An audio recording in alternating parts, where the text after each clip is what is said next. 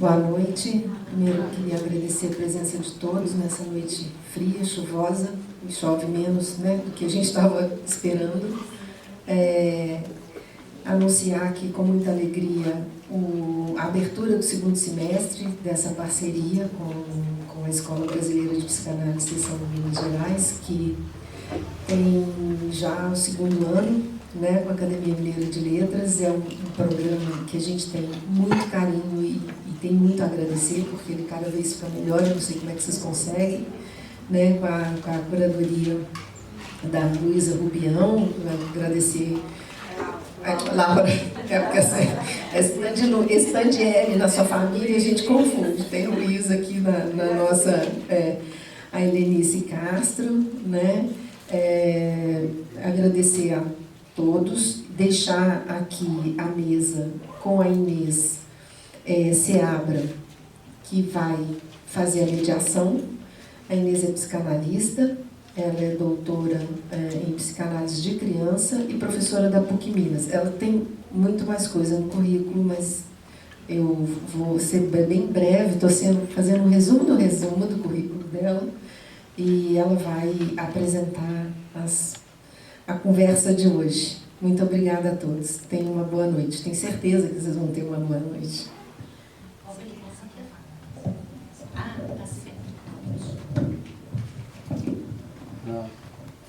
Obrigada, Inês. Queremos, né, sempre a primeira coisa que a gente faz é agradecer essa equipe maravilhosa que a gente encontrou aqui de parceria, né, na Academia Mineira de Letras, que é a Inês, a Flávia, o Guto, pessoas que vêm nos acompanhando e vêm dando um apoio para a gente poder continuar esse trabalho. Muito obrigada, viu, Inês? Vocês têm sido, assim, muito valorosos para nós. Então, gente, a gente dá início hoje às nossas atividades, com muita alegria mesmo, que a gente tem feito, né, esse trabalho aqui na academia.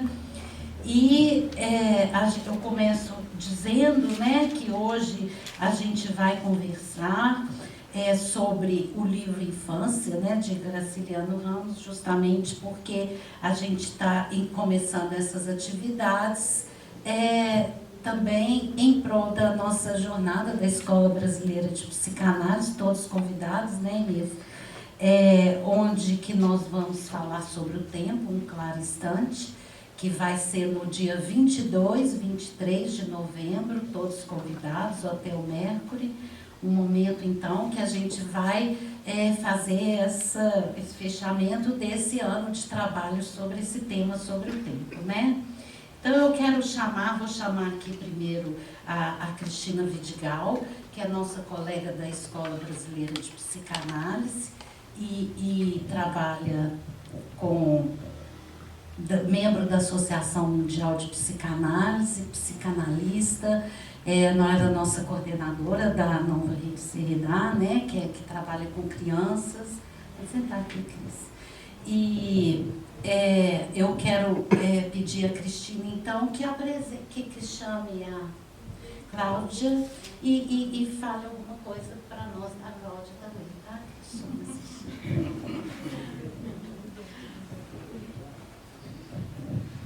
Tenho enorme prazer em convidar a Cláudia Soares, que é professora da UFMG de Letras, especialista tanto em Guimarães Rosa quanto em Graciliano Ramos, e doutora, está fazendo pós-doutorado agora, doutora pela USP, fazendo pós-doutorado agora na Universidade de Lisboa. Então, nós temos o prazer de tê-la conosco. Eu tive a felicidade também o tempo todo de preparo desse trabalho, passar longas horas conversando com a Cláudia. Então, o que nós tivemos foi muito divertido, foi muito bacana, e eu espero que a gente possa traduzir esse bom encontro numa fala que a gente vai trazer aqui. Você prefere que a Cláudia então, gente, nós vamos passar a palavra para a Cláudia. Muito prazer em recebê-la, tá, Cláudia? Cláudia disse que tem 2 GRs na vida, né, Cláudia? Então, explica para nós. Já começamos do inconsciente livre.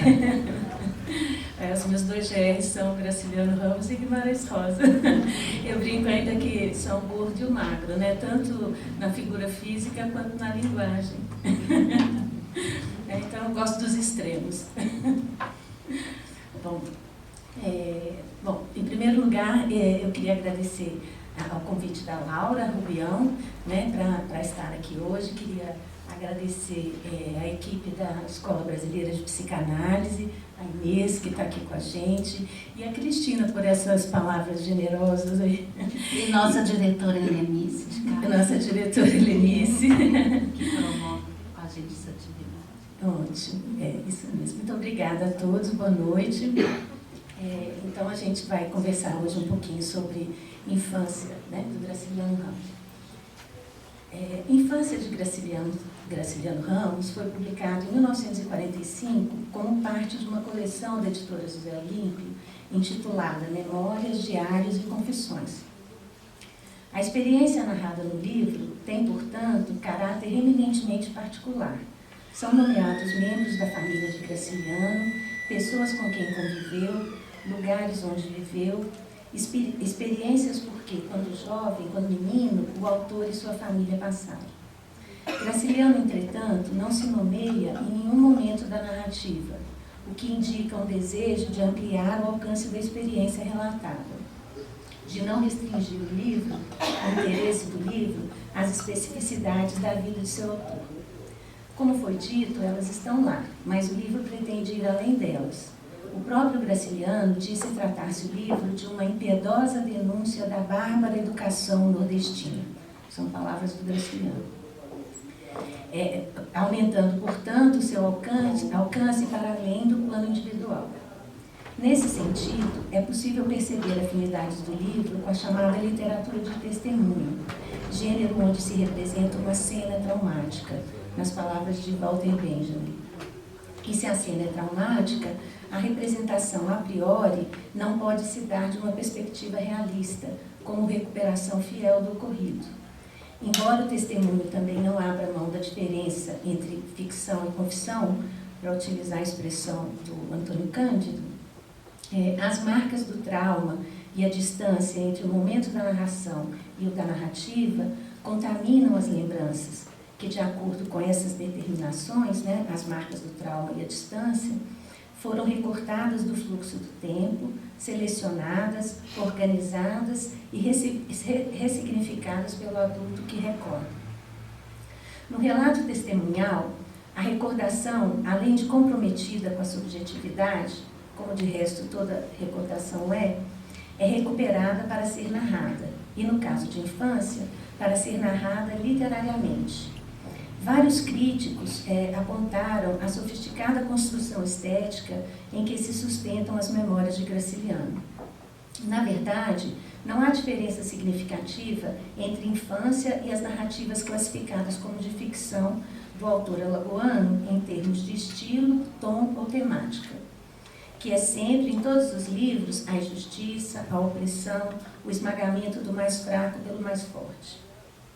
A precariedade das fronteiras entre a ficção e o que chamamos de realidade em Graciliano são apontadas pelo próprio autor. A precariedade das fronteiras, né? Em carta à sua esposa Heloísa, ele diz o seguinte: as nossas chagas, as nossas misérias, publicamos cauterizadas, alteradas em conformidade com a técnica. Fecha a citação. Nesse caso, portanto, as lembranças têm que se adequar, em primeiro lugar, aos constrangimentos da língua e também aos da escrita literária, o que afasta cada vez mais a narrativa da realidade. Assim, há sempre algo de ficção na recordação e o vivido não é igual ao lembrado, menos ainda ao narrado. Infância compreende um período que vai dos 2 ou 3 anos, que é de quando data a primeira lembrança do narrador, até os 11, 12 anos, quando ocorre sua traumática iniciação sexual. É aí que o narrador localiza o fim de sua infância, ou seja, o fechamento de um ciclo, como nas iniciações. Próprias ao mundo mítico, esses momentos ou processos de passagem assumiram na modernidade, segundo Northrop Frye, um crítico canadense, a forma do romance de formação ou romance de aprendizado.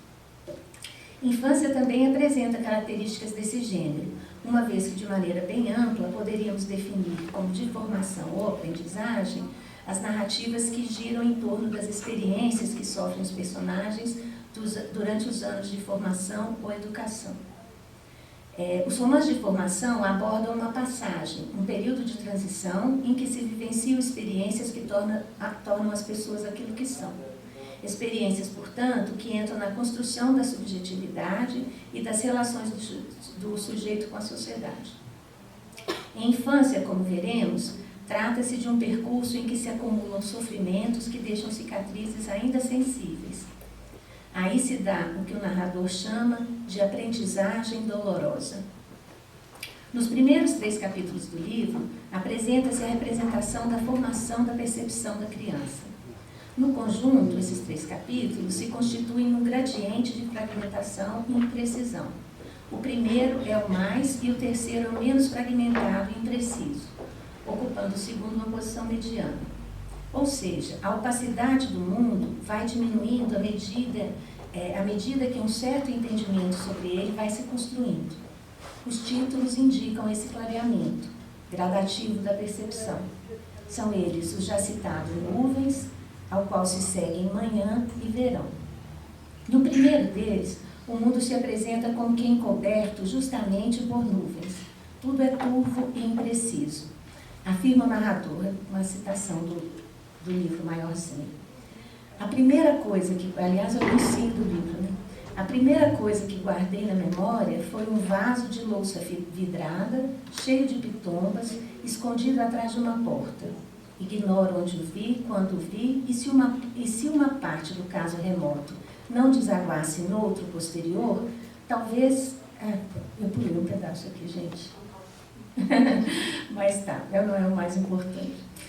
Talvez nem me recorde bem do vaso. É possível que a imagem brilhante e esguia permaneça por eu ter comunicado a pessoas que a confirmaram. Assim, não conservo a lembrança de uma alfaia esquisita, mas a reprodução dela, corroborada por indivíduos que lhe fixaram o conteúdo e a forma. De qualquer forma, a lembrança deve ter sido real. Sobre o trecho, termina a citação. Sobre o trecho, cabe apontar a explicitação dos limites da memória. Não há certeza de que a primeira lembrança seja realmente uma lembrança, pois ela existe autorizada pela confirmação dos adultos. E depende também da sanção do adulto, intérprete de si mesmo, conforme o deve ter sido real no final do trecho, né? Ele diz que ele guardou essa lembrança, depois que as pessoas confirmaram, que ele não tem muita certeza se era lembrança mesmo, mas deve ter sido real no final. A narração continua dessa forma. Inculcaram-me nesse tempo, o trecho continua assim, né? Inculcaram-me nesse tempo a noção de pitombas, e as pitombas me serviram para designar todos os objetos esféricos. Depois me explicaram que a generalização era um erro, e isso me perturbou. Houve uma segunda aberta entre nuvens espessas que me cobriam. Percebi muitas caras, palavras insensatas, achava-me numa vasta sala de paredes sujas e tal. E havia um pátio enorme, no fim do qual cresciam árvores carregadas de pitombas. Alguém mudou as pitombas em laranjas. Não gostei da correção.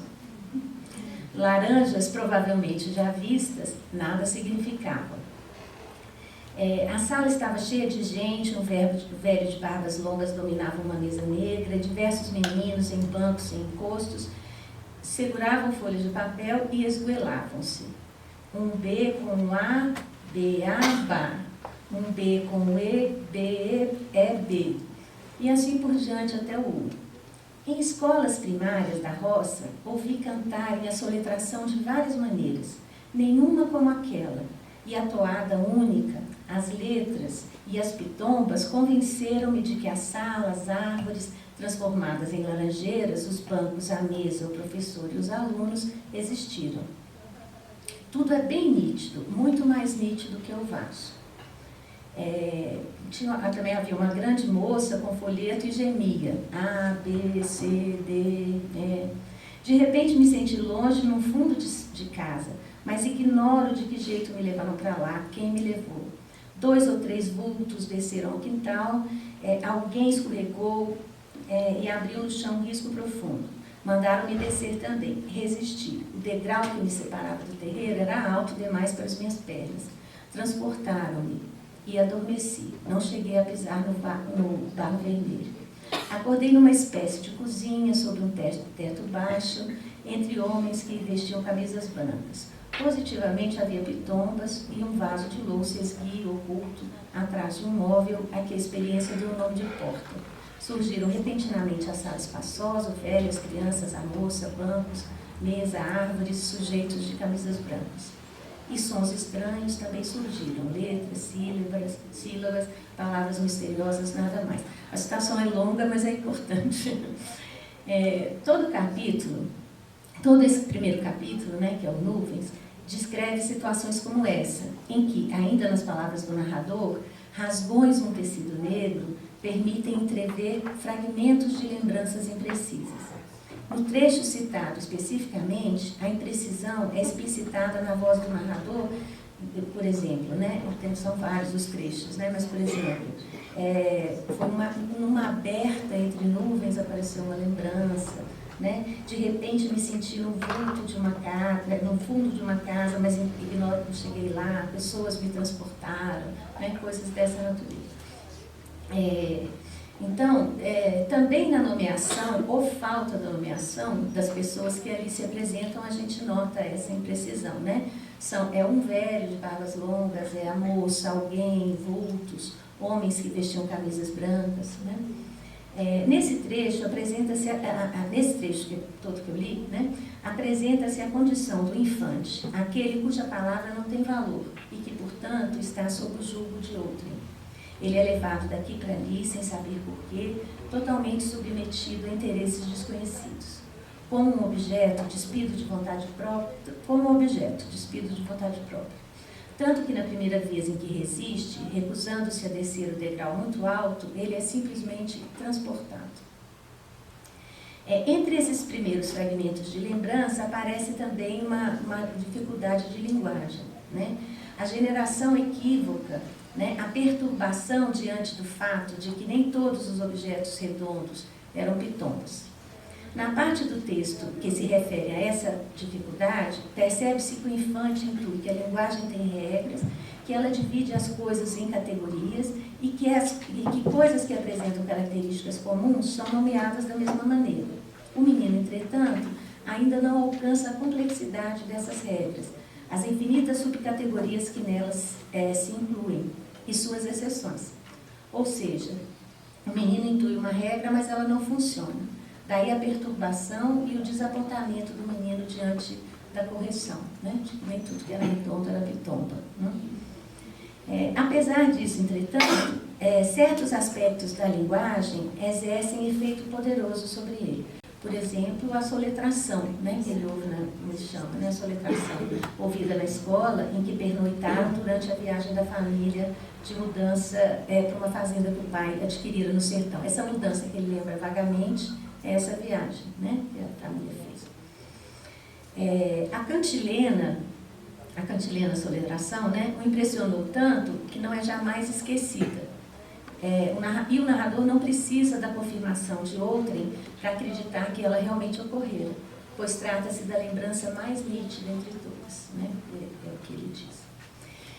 Vale observar ainda que essas lembranças aparecem no livro antes do narrador apresentar qualquer membro de sua família. A esse respeito, uma reflexão interessante que eu vi citada num texto que eu não consegui ter acesso ao original, mas é de um autor que chama Nietzsche. Então ele diz o seguinte: é significativo que esta lembrança das letras seja mais antiga do que a lembrança da irmã, que só mais tarde será identificada como tal. Antes de poder identificar a própria irmã, antes das imagens dos próprios pais, surgem na memória reconstruída as letras. Essas letras pelas quais vai se definir no futuro sua relação com o mundo. Fecha a citação. Esse primeiro capítulo é pródigo em demonstrar o interesse que as letras e a sonoridade da linguagem despertaram no menino desde muito cedo. Aí se fala também das cantorias de José Bahia, que muito alegravam a criança com, eu cito, né, barulho, exclamações, onomatopeias e gargalhadas sonoras. José Bahia, trabalhador da fazenda do pai, ao contrário dos outros adultos, tornara-se amigo do menino, dava-lhe atenção, brincava com ele, enquanto cantava versos ritmados. E eu cito: sentado, escanchava-me nas pernas e sacudia-me, sapateava, imitando o galope de um cavalo. Em pé, segurava meus braços, punha-se a rodopiar, cantando. Né? E bem cantiquinho. Como o trecho citado anteriormente sugere, e os próximos capítulos confirmarão, ao menino não era dispensada muita atenção por parte, aliás, não era dispensada quase nenhuma, né?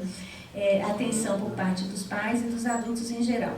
Quando era objeto do interesse de alguém, geralmente era para levar, e eu cito de novo, bolos, chicotadas, cocorotes, puxões de orelha. José Bahia, entretanto, considerável, dedicava seu tempo ao menino. Não é improvável que ele, o menino, tenha associado brincadeiras de linguagem e afeto, e que esse tenha sido um dos motivos que o levariam mais tarde a escrever. Esse interesse é novamente demonstrado um pouco adiante quando o narrador lembra a prosódia curiosa da mãe, sua sintaxe e seu vocabulário incomuns, e continua. Nessa linguagem capenga, Dona Maria matracava um longo romance de 4 volumes e contos que me pareciam absurdos. Entre esses contos, tinha a historieta de Papa Hóstia e Folgazona, cujos fragmentos impertinentes se insinuam no espírito do narrador ao relembrar, do narrador adulto, né, ao relembrá-la, e não o abandonam até ele conseguir recuperar parte dos versos.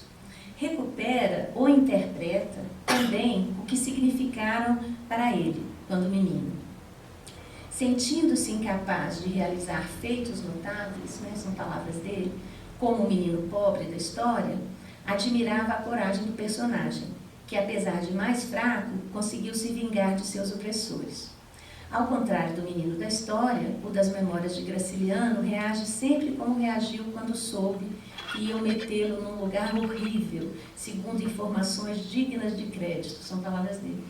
A escola, esse lugar. Afirma ele: considerei a resolução de meus pais uma injustiça, né, quando os pais resolveram mandar ele para a escola. Procurei na consciência desesperado até que determinasse a prisão, o exílio entre paredes escuras. Não me defendi, não mostrei as razões que me fervilhavam na cabeça, a mágoa que me inchava o coração. Inútil qualquer resistência. É nesse capítulo também que se configuram as imagens do pai e da mãe. No momento anterior, o menino só os percebia como fragmentos de corpos misturados.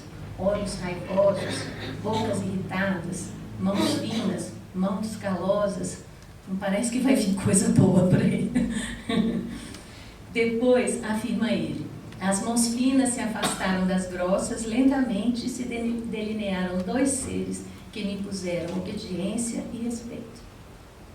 Quando eles se delinearam, né, pai e mãe, surgiram um homem sério, de testa larga, dentes fortes, queixo rijo, fala tremenda. Uma senhora enfesada, agressiva, ranzinza, sempre a mexer-se, boças na cabeça, mal protegida por um cabelinho ralo, boca má, olhos maus que em momentos de cólera se inflamavam com um brilho de loucura. Esses 2 entes difíceis ajustavam-se. Na harmonia conjugal, a voz dele perdia a violência, tomava inflexões estranhas, balbuciava carícias decentes. Ela se amaciava, arredondava as arestas, afrouxava os dedos que nos batiam no cocuruto, dobrados, e tinha uma dureza de martelos. Qualquer futilidade, porém, ranger de dobradiça ou choro, lhe restituía o azedume e a inquietação. Desse pai e dessa mãe, veio o medo que o narrador diz tê-lo orientado nos primeiros anos. Medo, pavor. E que o tornaram encolhido, silencioso, aguentando cascudos e humilhações. A apresentação dessas ruínas de lembrança, né, segue-se o capítulo Manhã. Nesse segundo momento do processo, o mundo começa a sair da indeterminação e ganhar algum sentido.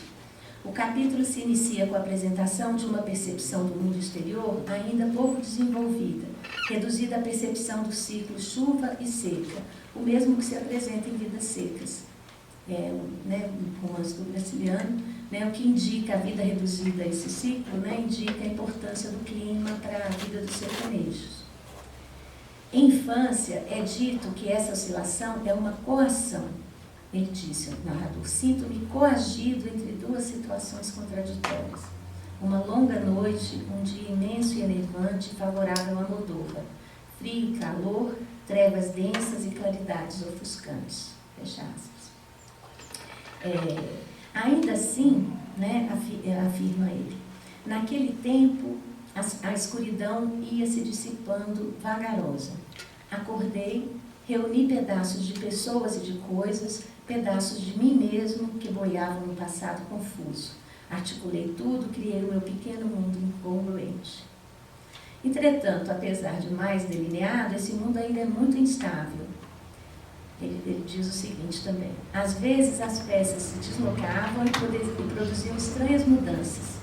Os objetos se tornavam irreconhecíveis e a humanidade, feita de indivíduos que me atormentavam e indivíduos que não me atormentavam, perdia as características. Mais adiante, ele apresenta mais detalhes desse processo dessas transformações. Ele diz assim, nesse tempo, em razão de culpas indecisas, no silêncio e no isolamento, adivinhando o mistério dos códigos, fiz compridos exames de consciência. Segundo ele, pois castigo implicava falta, e ele queria saber onde é que ele tinha errado. Então, ele fez compridos exames de consciência e tentou catalogar as ações prejudiciais e as inofensivas, mas não adiantou muito, Desenvolvi à toa o meu diminuto senso moral. Atrapalhava-me perceber que um ato às vezes determinava a punição, outras vezes não determinava. Impossível orientar-me, estabelecer norma razoável de procedimento. Mais tarde me familiarizei com essas incongruências, mas no começo da vida elas me apareciam sem disfarce, me atazanavam. Mexia-me como se andasse entre cacos de vidro. Julgando inúteis as cautelas, curvei minha fatalidade. Mais uma vez. As claridades ofuscantes anunciadas em Manhã se apresentam em todo o seu fulgor no terceiro capítulo intitulado Verão, onde aspectos extremamente duros da realidade se revelam em sua definição cegante. Não é por outro motivo que é nesse momento que o menino fixa um nome no espírito, o nome do diabo. Devido à seca, e nesse momento chega a faltar água para beber na casa da família, eles são obrigados a se mudar novamente, agora para uma vila, onde o pai se torna um modesto comerciante. É então que ocorrem um daqueles deslocamentos de peças que produziu estranhas mudanças nos indivíduos, de que ele falou na citação anterior. Assim é descrita a transformação do pai na visão do menino nessa mudança, na mudança de fazendeiro para comerciante no vilarejo do sertão. Habituara-me a vê-lo grave, silencioso, acumulando energia para gritos medonhos. Os gritos vulgares perdiam-se, os dele ocasionavam movimentos singulares. As pessoas atingidas baixavam a cabeça, humildes, ou corriam a executar ordens. Eu era ainda muito novo para compreender que a fazenda lhe pertencia. Notava diferenças entre os indivíduos que se sentavam nas redes e os que se acocoravam no alpendre. O gibão de meu pai tinha diversos enfeites. No de Amaro Vaqueiro, um trabalhador da fazenda, havia inúmeros buracos e remendos. Meu pai era terrivelmente poderoso e essencialmente poderoso. Não me ocorria que o poder estivesse fora dele, de repente o abandonasse, deixando-o fraco, normal, um gibão roto sobre a camisa curta. Na rua, examinei o ente sólido, áspero com os trabalhadores, garboso nas cavalhadas. Viu arrogante, submisso, agitado, apreensivo, um desportivo que às vezes se encolhia, impotente e lacrimoso. O trecho descreve a mudança de visão do menino em relação ao pai. O filho percebe no comportamento e nas vestes de seu Sebastião e do seu entorno uma enorme transformação na passagem dos tempos de prosperidade na fazenda para os novos tempos de instabilidade econômica. O gibão cheio de enfeites que usava naquele tempo apresenta-se agora roto e o próprio pai apresenta-se diminuído. De ente sólido e áspero com os trabalhadores, ele passa a impotente e lacrimoso. A experiência do apuramento da percepção do mundo se segue em outras experiências de formação ou deformação, como o aprendizado da justiça, para utilizar as palavras amargamente irônicas do escritor, a experiência da alfabetização, que ocupa grande parte do livro, e, por fim, a primeira experiência sexual. O aprendizado da justiça ocorre no capítulo O Cinturão, que se segue a Verão e dá a dimensão da opressão e da violência que o menino é submetido.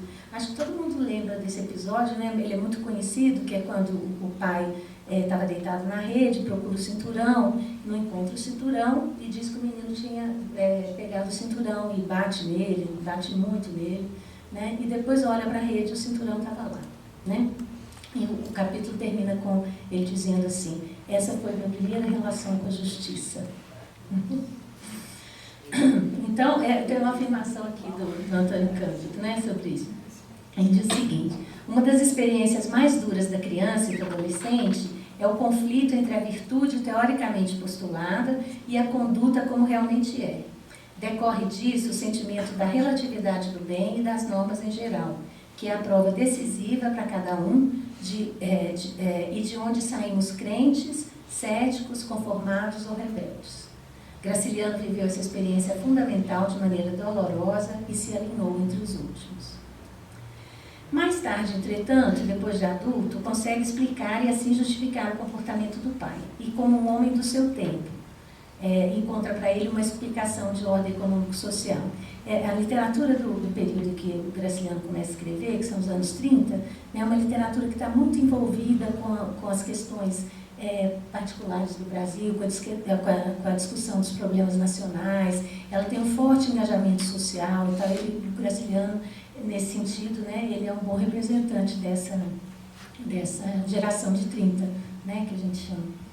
Ele diz assim, porque ele vai explicar o comportamento do pai por uma questão histórico-social, né? Ele diz assim: hoje, econômico-social, né, mais propriamente, hoje acho naturais as violências que o cegavam. Se ele estivesse embaixo, livre de ambições ou em cima, na prosperidade, eu e o moleque José teríamos vivido em sossego. Mas no meio, receando cair, avançando a custo, obediente ao chefe político, à justiça, ao fisco, precisava desabafar, soltar a zanga concentrada. Aperreava o devedor e afligia-se temendo calotes. Venerava o credor e, pontual em pagamento, economizava com a avareza. Só não economizava pancadas e repreensões. Éramos repreendidos e batidos.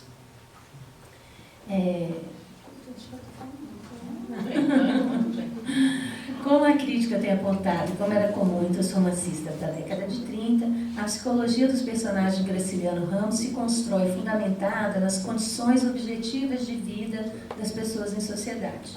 Os males dos homens vêm de absorverem toda a agressividade latente num sistema de competição pelos parcos recursos disponíveis.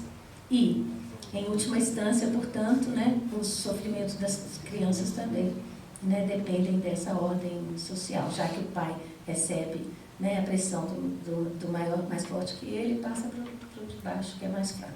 Né?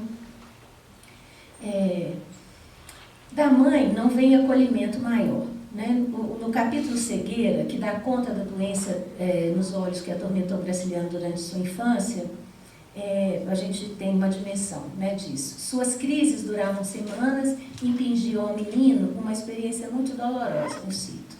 As pálpebras inflamadas colavam-se. Para descerrá-las, eu ficava tempo sem fim, mergulhando a cara na bacia d'água, lavando-me vagarosamente, pois o contato com os dedos era doloroso em excesso. Fim da operação extensa, o espelho da sala de visitas mostrava-me 2 bugalhos sangrentos. Qualquer luz feria-me como pontas de agulha. Como seu aspecto era desagradável, Graciliano relata que as pessoas se impacientavam com ele, principalmente a mãe, nas palavras dele, que tinha a franqueza de manifestar-me viva antipatia. Dava-me 2 apelidos, bezerro encorado e cabra cega.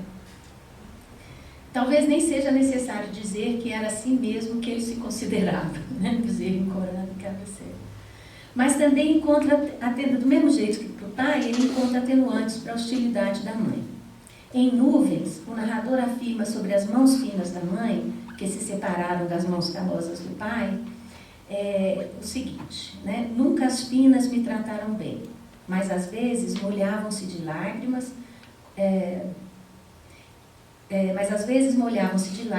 e os meus receios esmoreciam. Um desses momentos ocorre no capítulo Fim do Mundo, quando depois de começar a ler um periódico religioso, que mergulharam a mãe num pesadelo, né, nas palavras do narrador. O medo do fim do mundo que ocorreria depois da passagem do cometa, né? Foi um medo comum na época. O desespero, o terror da mãe diante da iminência do apocalipse denunciam a sua fragilidade e a tornam mais humana, mais próxima do menino. Ele diz o seguinte: o muro tinha desaparecido. A justificativa encontra-se implícita em trechos como esse. 14 ou 15 anos mais moço que ela, né? Então, afirmações desse tipo, ele mostra que a mãe também não tinha tanta coisa assim para oferecer, né? Uma pessoa que era 14 ou 15 anos mais velha que ele, né?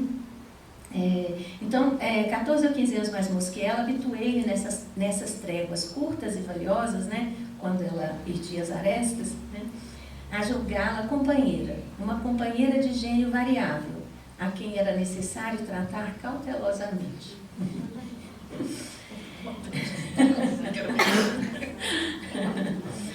A compreensão, entretanto, não impede que subsistam as marcas da violência e do arbítrio contra a criança. E são registradas as cometidas contra outros fracos e também como outros fracos como ele, né, com os quais ele se identifica, como o mocinho, o moleque José, Venta-Romba, né? O Antônio Cândido diz o seguinte: por toda parte, recordações doídas de alguma injustiça, de alguma vitória descarada do forte sobre o fraco, né? Mas essas cenas são apenas percebidas e registradas na memória, mais tarde no papel, pois o menino não consegue reagir à opressão, como foi discutido, e sente-se humilhado e culpado por isso. Gostaria de ser corajoso como o menino da história de Papa Hóstia e Fogazona, e vingar a opressão, a injustiça e a violência perpetrada contra ele ou contra outros oprimidos com os quais se identifica. Ou a do menino que chegou à vila, esperneava, né, recusando-se à prisão. Né? Na verdade, ele não se perdoa pela covardia e introjeta o conflito numa postura de extrema dureza diante da vida e da linguagem. Diante da vida, né? Não lhe parece permitido usufruir de qualquer prazer. Qualquer pequena alegria é destruída com um duro golpe. Como no episódio em que, depois de José Bahia rodopiá-lo numa de suas brincadeiras, o menino sai tonto e bate a cabeça. Outro momento, né, no episódio em que moças lhe dão de beber, embriagado, ele se solta e extravasa os pensamentos que lhe vêm à mente, e depois se sente ridicularizado, humilhado, por ter sido transformado em objeto de diversão dos adultos. Nada de bom se sustenta por muito tempo. Na linguagem, né, dessa concepção desencantada da existência, surge a linguagem objetiva, direta, seca, crua, às vezes brutal, que muitas vezes degrada a experiência. Daí a apresentação impiedosa das pessoas e principalmente de si mesmo. A apresentação impiedosa, sem nenhuma autocomplacência, né, em relação a si mesmo. Visão depreciativa, essa visão depreciativa dele aparece logo nas primeiras páginas, que ele fala que ele tinha uma cabeça ordinária, que se desenvolveu como um pequeno animal. que ele se via como um ente mesquinho, que vestia uma roupa chinfrim, que era igual de todo mundo, mas a dele embolava, ficava pior do que a de todas as crianças. Então ele sempre tem... Puxa vida. Achava-me obtuso, né? Coisas assim que ele disse mesmo. Daí também a descrição de acontecimentos sem qualquer floreio, sem qualquer embelezamento que possa atenuar a dureza da realidade representada. Graciliano Ramos não se utiliza de sentimentalismo ou apelo emocional. Tudo isso pode ser verificado nos trechos já aqui citados. Esse estilo parece ter a ver com o traumático processo de alfabetização, de que eu não vou ter tempo de falar aqui, mas acho que a Cristina vai falar um pouquinho. Mas todos que lemos o livro podemos conferir que a inadequação dos métodos pedagógicos, totalmente descompassados em relação à realidade e à linguagem da criança, foi um dos grandes empecilhos encontrados pelo menino para o aprendizado da leitura. É só a gente lembrar o famigerado Terteão, né? Que é a Mesóclise, que ele fica querendo saber quem é esse danado desse Terteão. É a Mesóclise, né? A história do Terteão, tinha uma outra aqui, deixa eu perdi. E do passarinho, né? Que ele fica, ele vê o passarinho que tinha. O Terteão também era do livro da cartilha do Barão de Macaúbas, né? Que ele achava horripilante, né? Como é que é? Você que lembrou, não foi, Inês? Fala pouco bem, Terteão por alguém. E também a história ele menciona também a história do passarinho, né? Que o menino fala para o passarinho assim, na cartilha do Barão de Macaúbas: passarinho, queres tu brincar comigo? Né? E ele fica, como que uma criança fala isso com o passarinho? Que ele fala assim, até que o passarinho falar, eu não consegui aceitar, né? Mas falar nesse tom, né? Com essa linguagem, tá difícil. Se gritava muito, ele fala ficando enojado, né, desse tipo de linguagem. Tá aqui, ó. Na horrível cartonagem só percebi, ele falando, né? Na horrível cartonagem só percebi uma confusão de veredas espinhosas.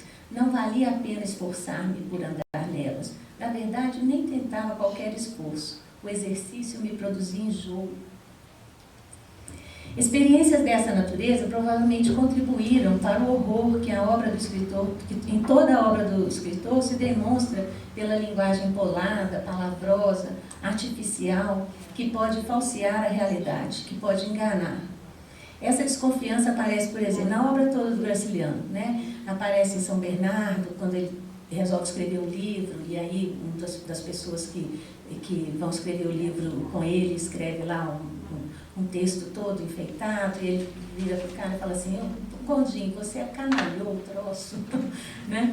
Então, tem na obra toda, né? Tem Luiz da Silva também, de Angústia, um dos grandes motivos do ódio que ele tem do Julião Tavares, né? É justamente a linguagem dele, palavrosa. Ele ia falar no Grêmio, e aí assim, é um tipo de linguagem mesmo que falseia a realidade, que enfeita, que doura a pílula, né? Então ele odiava já de cara o Julião Tavares por causa disso. Aparece na obra toda do Graciliano. Fabiano, no Vidas Secas, também tem uma crise com a linguagem, né? Felizmente, entretanto, apesar do trauma da alfabetização, falou mais alto para o menino a necessidade de evasão, e ele acaba por desenvolver o gosto pela leitura, que mais tarde estimulará o gosto pelo fazer literário. Até pela existência de infância, sabe-se que as letras e a literatura abriram para o menino uma possibilidade de encontrar um lugar no mundo. Não se sabe até que ponto isso deu alívio ao autor, mas para nós, com certeza, a sua obra foi uma dádiva, uma aventura. Obrigada.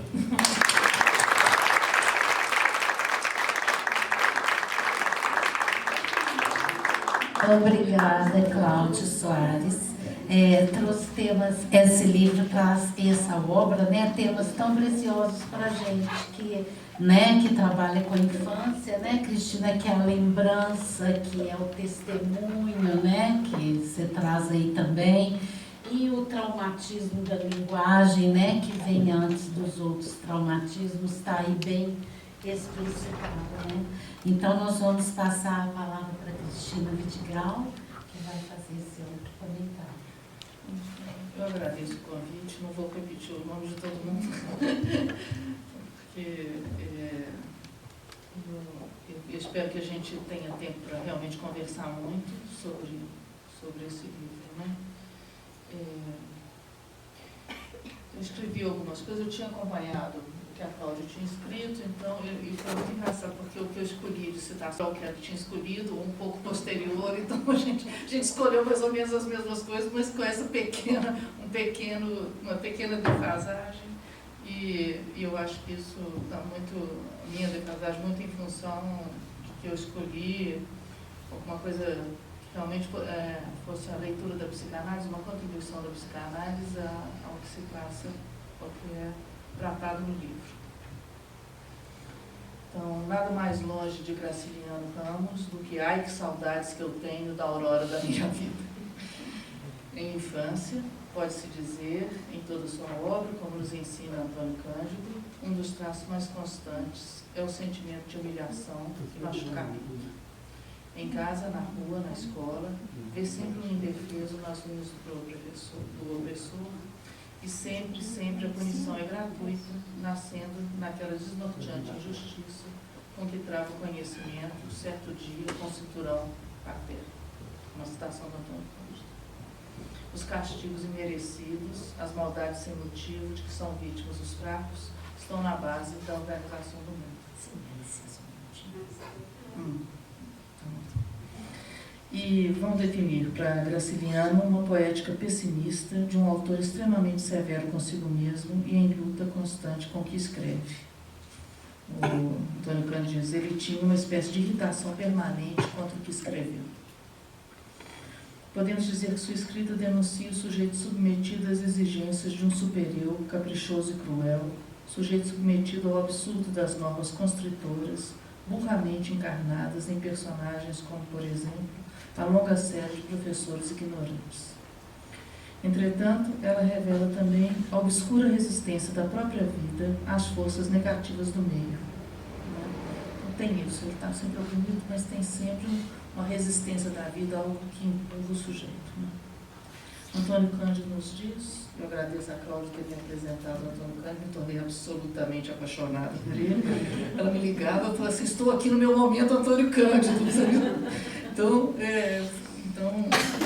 claro que já tinha ouvido falar dele, mas nunca tinha, assim, ela me presenteou com o livro dele, então eu fiquei totalmente encantada. Sua obra não nos toca somente como arte, mas também, quem sabe para alguns sobretudo, como testemunho de uma grande consciência, mortificada pela iniquidade, estimulada a manifestar-se pela força dos conflitos entre a conduta e os imperativos íntimos. E a seca lucidez do estilo, o travo acre do temperamento, a coragem da exposição deram alcance duradouro a uma das visões mais honestas que a nossa literatura produziu do homem e da vida. Há no âmago de sua arte um desejo intenso de testemunhar sobre o homem. Em infância, destaca-se com todas as nuances a posição objetalizada da criança, do ínfans, que é aquele que não fala, ou aquele cuja palavra não tem qualquer valor. A posição da criança objetalizada, não só pelo meio, pelos adultos, mas revelada em seu absoluto desamparo, por sua vivência fragmentada e descontínua, desde sempre marcada por uma relação com a linguagem, permeada já por onomatopeias, exclamações, vozes de todo tipo, entre lembranças nítidas e enevoadas, tão bem compostas já no primeiro capítulo, que tem o sugestivo título de Nuvens. Descrição de vivências, observações e experiências entrecortadas de letargias, surpresas com a visão da água infinita de um açude. Ele fala que só conhecia a água em pote. Então, quando ele viu o açude, ele fica... Na infância, É um tempo, um período de elaborações, de posicionamento crucial do sujeito, que formula sua resposta ao que lhe foi ou não efetivamente oferecido em termos de saber, gozo e objeto, como nos ensina a psicanálise de Lacan. O personagem de infância diz: datam desse tempo as minhas mais antigas recordações do ambiente em que me desenvolvi como um pequeno animal. Até então, pessoas ou fragmentos de pessoas tinham se manifestado, mas para bem dizer, viviam fora do espaço. Começavam, pouco a pouco, a localizar-se, o que me transtornou. Apareceram lugares imprecisos e entre eles não havia continuidade. Pontos nebulosos, ilhas esboçando-se no universo vazio. No livro, o processo para dar novas soluções de continuidade, quer dizer, não ficar só na fragmentação, o que liga uma coisa, né? O que permite um mínimo de sentido, um mínimo de ligação de uma coisa com a outra. Umas novas soluções de continuidade, é um termo que está no texto do Graciliano, né? Passa tanto pelo esforço da memória quanto por sua relação à fala humana. Esforço de delimitar as coisas, as pessoas, encontrar uma lógica que presida tudo isso. Mas esse esforço está furado desde sempre pela incongruência do que houve e pelo capricho do outro. Tudo fica marcado como da ordem dos acontecimentos. E ele se descreve envolto em sombras, cortadas por vagos clarões, brincos de alguém, o gibão ou os dentes do outro, além de vozes ásperas, berros de animais ligando-se à fala humana. Meu pai e minha mãe conservaram-se grandes, temerosos, incógnitos. Ela fala, eu achei linda, uma frase só. Sabemos que é justamente a relação da criança, a dimensão da incógnita do desejo da mãe e a posição numa equação que se desdobra. Essa equação, desejo da mãe e uma incógnita, ela vai se desdobrar, evocando a articulação da função paterna, que marca uma operação fundamental e que a gente localiza como a tarefa da infância. Sair da posição de objeto para a posição de sujeito, cujo melhor desfecho se dá quando o campo do outro, ao estar marcado por uma função coringa, a função fálica, dá ao sujeito uma nova posição, um novo manejo em sua relação com a linguagem, pois pode acolher a função de Saint-Blanc, própria do significante, e se instalar, então, em um discurso. O homem nasceu livre, mas por toda parte vive acorrentado, diz o ditado popular. Nada mais falso, nos diz Miguel. O homem nasce acorrentado, ele é prisioneiro da linguagem, e seu estatuto primeiro é de ser objeto. Causa do desejo de seus pais se ele tem sorte. Se ele não tem, é dejeto do gozo deles. Esse primeiro capítulo imperioso termina após a elaboração laboriosa de um esforço de memória em recuperar e registrar um pequeno poema épico. E ao contar o valor do que se grava no papel, valor de distanciamento, de tratamento. Então, ele não usa esse poema do menino que põe o fogo no rabo do gato só para fazer o esforço de memória, não, também para dizer que isso já é um tratamento que a poética vai dar, né, à linguagem. Então, esse tratamento da escrita. Assim, diante de um possível convite a uma saída da posição humilhada pela identificação ao menino vingativo da história, o personagem revela sutilmente que, embora se reconheça sempre na posição de encolhido e silencioso, nunca admirou indivíduos que efetivamente amarram fachos em rabos de gatos. Antes, o recurso a eles deve passar por um distanciamento, ou seja, devem ser apresentados e tratados poeticamente, modificados pela literatura. Ou seja, ele desconfia sempre da linguagem, da saída mais comum, que é o convite à identificação. Essa que é a primeira saída que se oferece à criança, é um convite à identificação. Essa saída mais comum, a identificação, ele dá a importância de diferenciá-la pelo tratamento poético. Essa oferta de identificação como saída da posição de gozo. Depois disso, você para de ser humilhado e vai se vingar. Então, essa é uma oferta de identificação. Ele fala, se eu cito isso, se eu faço esforço de lembrança, de lembrar dessa coisa de um menino heróico que fez isso, não é por um convite a essa identificação, é pelo tratamento que a poética vai dar a isso. Eu acho isso muito precioso, já que no Brasil hoje, por exemplo, o convite à identificação ao pior é o que está mais em jogo. Meu impacto ao ler esse primeiro capítulo me reteve. Eu li o primeiro capítulo e eu parei, eu não consegui. Fiquei tão impactada com o primeiro capítulo, assim. E por um longo tempo eu me mantive em suspenso antes de entrar no segundo capítulo, onde pontos de nitidez começam a se esboçar. Ele diz, reuni pedaços de pessoas e coisas, articulei tudo, criei meu pequeno mundo incongruente. Pancadas e gritos figuravam na ordem dos acontecimentos. E nesse segundo capítulo, que é impressionante porque ele termina com a identificação novamente de um ponto obscuro do desejo materno e os filhos numa posição de objetos dejetos, abjetos. Ela com certeza se amofinava, coitada, revendo-se em nós, percebendo cá fora, soltos dela, pedaços de sua carne propícia aos furúnculos. Maltratava-se, maltratando-nos. A articulação mãe e pai se complexifica. Angústia e insatisfação de um lado, imposição gritada e impotência do outro. O sujeito não encontra sua posição, ou antes, escolhe a posição encolhida como defesa. Então, antes dele articular algo dentro da linguagem, ele se defende, né? Ele se fecha, ele se encolhe.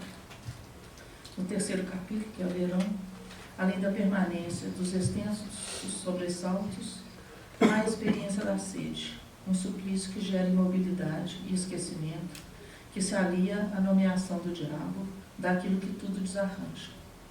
Há também um encontro com a falta do pai. Aqui a ligação da criança com a angústia do adulto se sobressai, sem deixar de lado a tentativa de entender, justificar o pai. Mas a angústia domina sempre a cena e permanece enigmática e sem solução. Na infância, é o normal, a criança registra um estranhamento. Ela se abala, mas suporta o enigma e esse estranhamento e adia uma conclusão, ou deixa em suspenso, para ser ressignificado depois. Isso é bastante comum. Espanto e enorme senti eu enxergar meu pai abatido na sala. O gesto lento. Habituara-me a vê-lo grave, silencioso, acumulando energia para gritos medonhos. Mas a explicação me apareceu anos depois. Vemos ao longo do livro o esforço de arremalhar e encadear algo que delineie com mais clareza a complexidade do mundo. Entretanto, a marca da fragmentação e do desamparo marcam a infância como um território do medo. Sabemos que o medo é o grande companheiro, sabemos que a psicanálise, né? Que o medo é o grande companheiro da infância, pois ele se antecipa à angústia, que é por excelência a dificuldade do sujeito de saber sobre o seu lugar no desejo do outro. Particularmente, se esse outro, ao invés de se apresentar regulado por uma lei, se apresenta como caprichoso e cruel. Graciliano Ramos logo nos fala do medo. Foi o medo que me orientou nos primeiros anos. Pavor. Seria preciso que a criança tomasse a fala como um recurso contra o medo, né? Pois o medo que se diz, escreve o psicanalista Daniel Roar, é ao mesmo tempo marca de uma ferida e construção de uma borda, de um limite no coração mesmo do sujeito. Então é preciso que se fale do medo, né? Que se tome a palavra. Verificamos assim Graciliano Ramos, e ele é silencioso, né, personagem.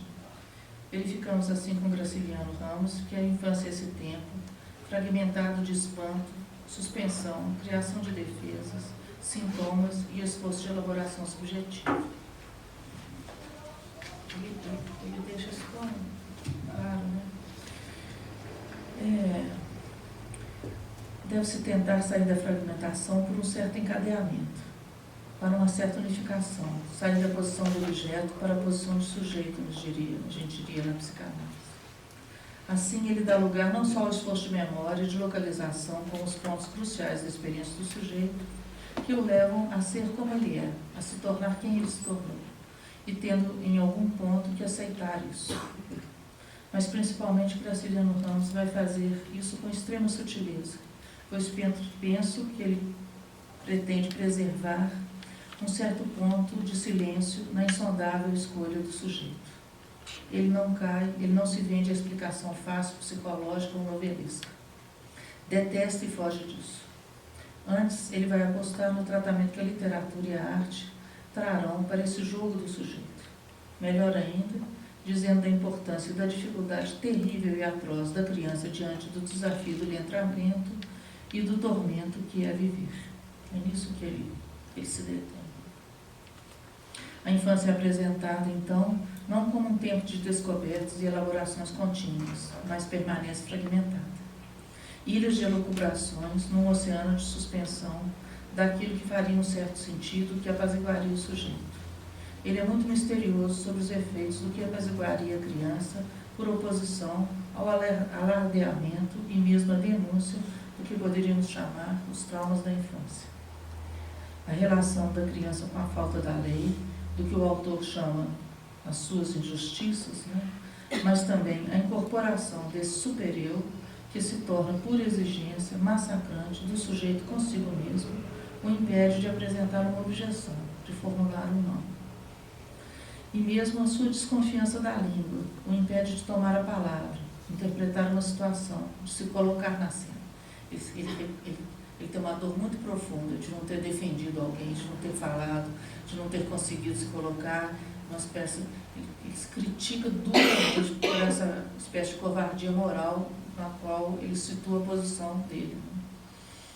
Ele não toma nenhuma liberdade. Cada cena improvável encontrada nos livros o enche de indignação e o impede de se interessar, de interrogar. Nesses casos, muitas vezes, nesses casos onde o sujeito se defende, só resta ao sujeito se aferrar a defesas imobilizantes, inibitórias, que quase sempre concentram sua expressão nos adoecimentos corporais e em enormes dificuldades de aprendizagem tão frequentes nos nossos consultórios. No capítulo Um Cinturão, a invasão e a fúria do pai, fúria que nenhuma palavra tem chance de barrar, nos fala com mestria do seu encontro com o excesso, isso que Lacan cunhou com o neologismo traumatismo. Então, o traumatismo é sempre o encontro com o excesso, o trop. Então, ele usa esse neologismo francês. O suplício durou bastante, mas por muito prolongado que tenha sido, não se igualava a mortificação da fase preparatória. O olho duro a magnetizar-me, os gestos ameaçadores, a voz rouca a mastigar uma interrogação incompreensível. Porque por mais que o pai entrega o cinturão, ele não entendia o que o pai estava falando. Isso vai entrando num horror.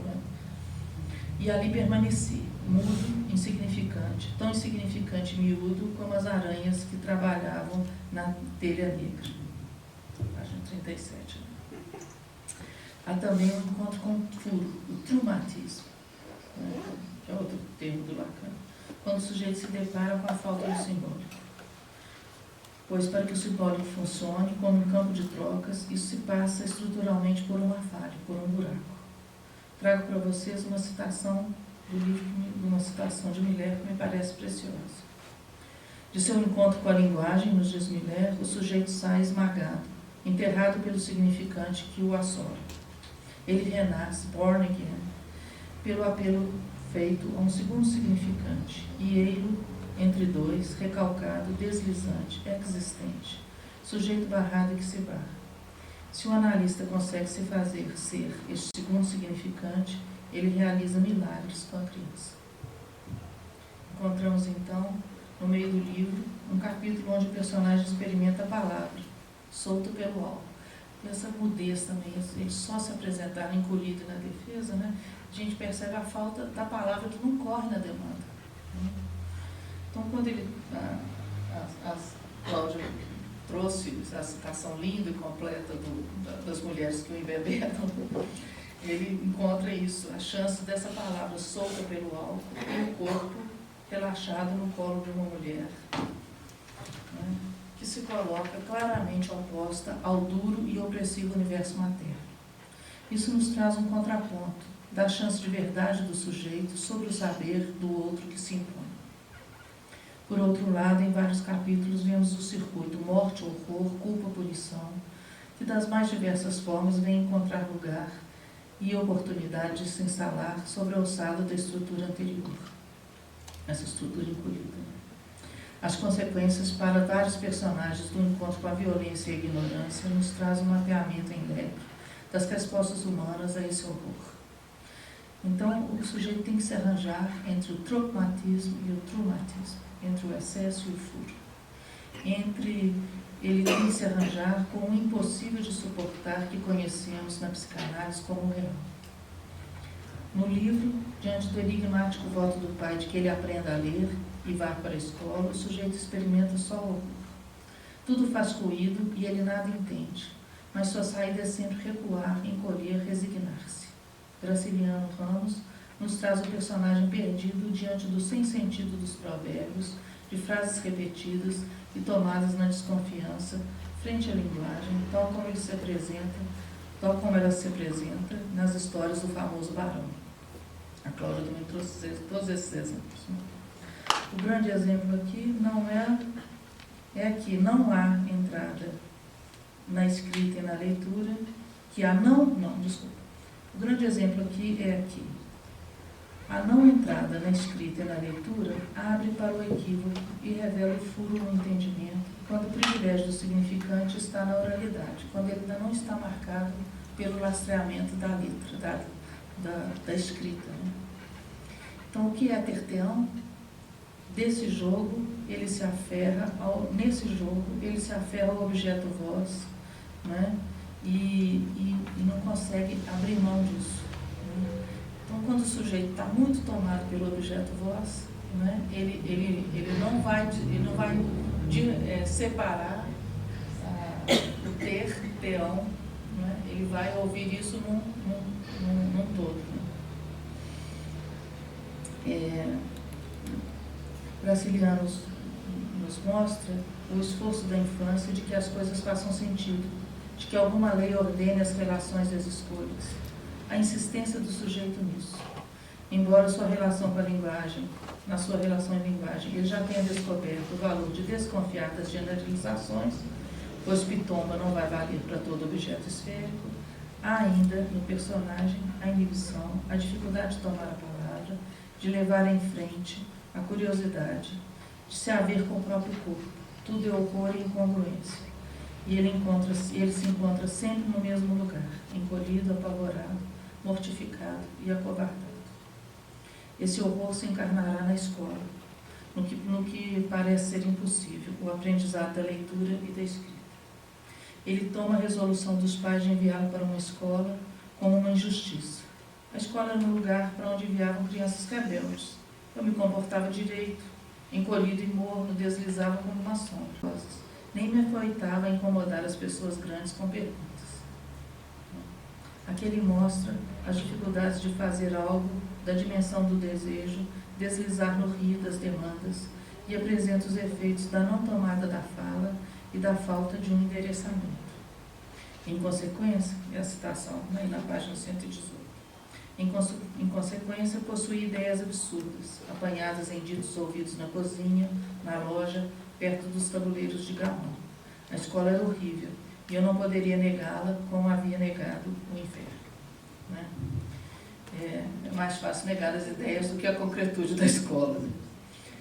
A dificuldade em se permitir frequentar o campo da demanda mostra as dificuldades do sujeito em posição objetalizada de encontrar um lugar de onde emitir sua fala. Pois estar na linguagem é diferente de tomar a fala, que requer um posicionamento que só é permitido pela suposição de um lugar no outro. Eu tenho um lugar no desejo do outro, a partir dessa posição eu posso tomar a fala, eu posso fazer uma demanda, eu posso me endereçar a esse outro. Né? Não é esse outro que vem e me assola e me abafa. Então ele fala: não me defendi, não mostrei as razões que me fervilhavam na cabeça. A mágoa me enchia o coração. Inútil qualquer resistência.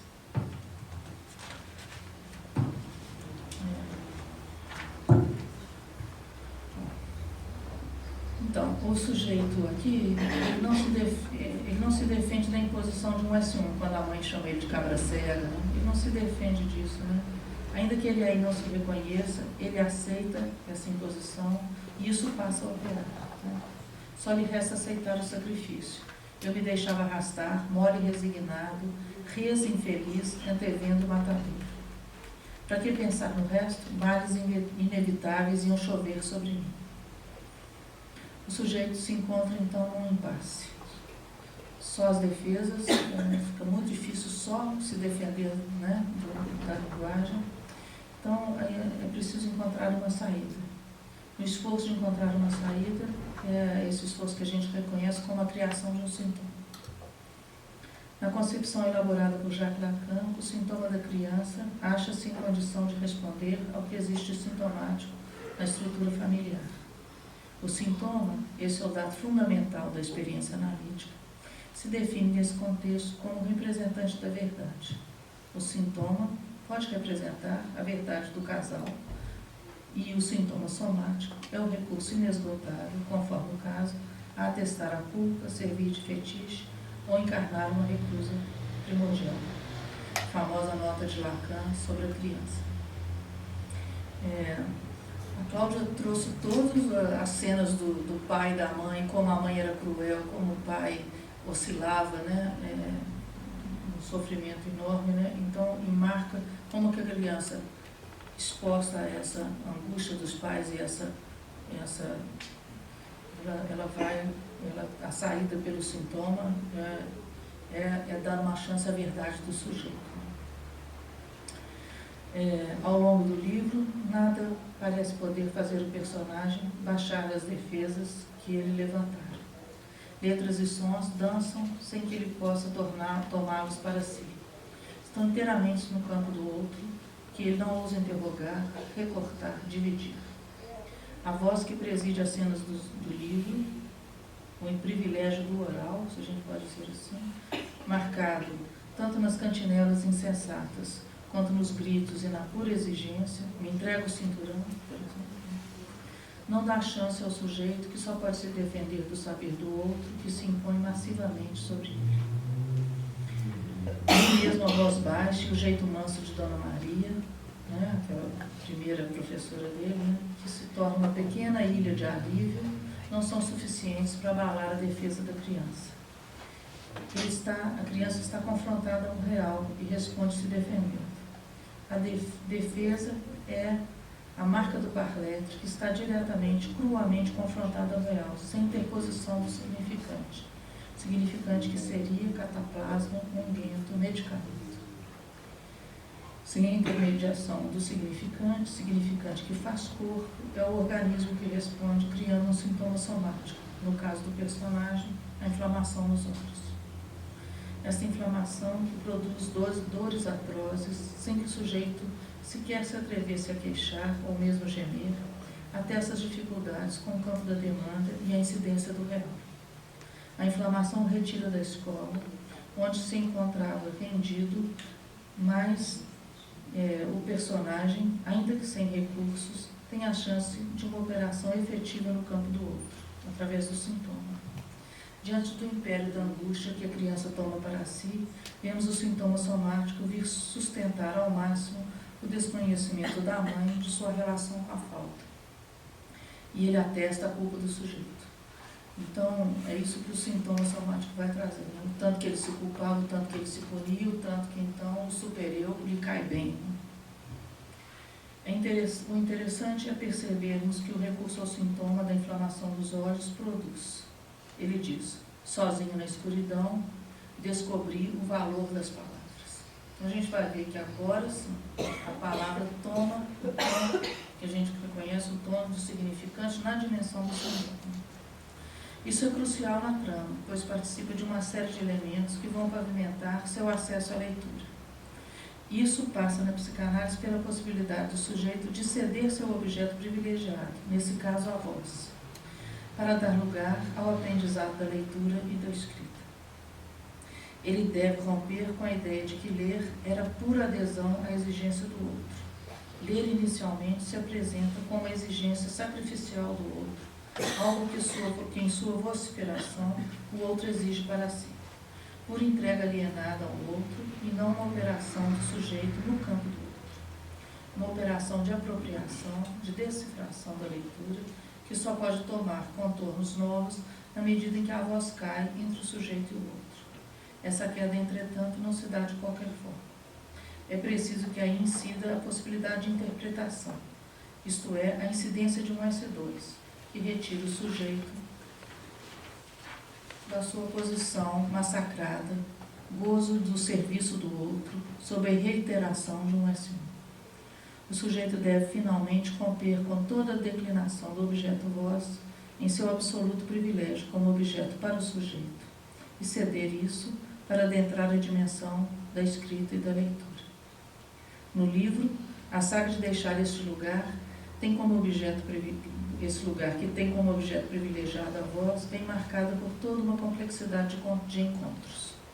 A morte como limite e horror, o outro enganável na figura do professor afetado, o intervalo da crença, o encontro com as moças que tinham, outras moças que tinham o veso, a citação é assim, elas tinham o veso de afirmar o contrário do que desejavam.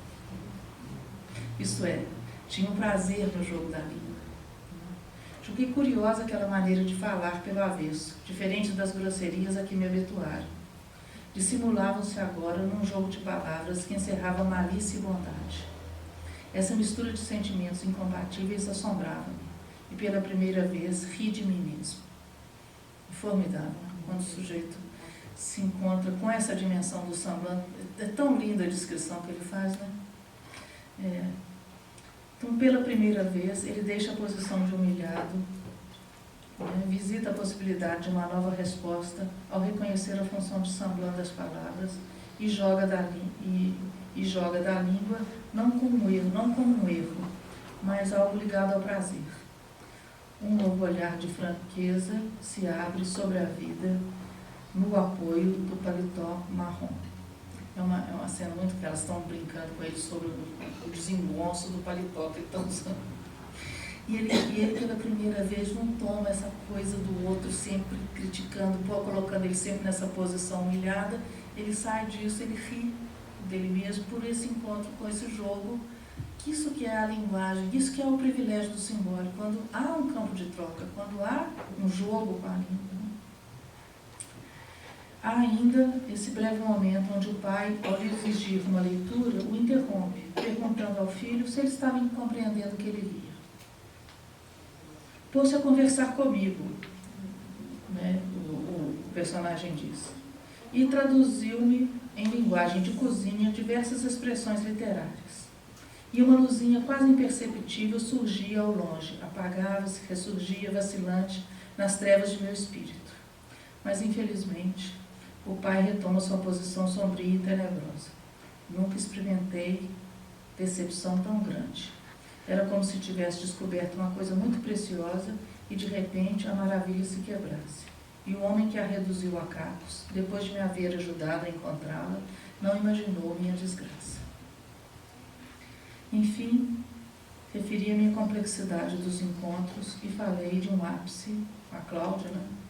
De algo em que, em sua simplicidade, me pareceu crucial na mudança de posição do personagem e que lhe permite, então, deixar de lado as defesas e finalmente aprender a ler.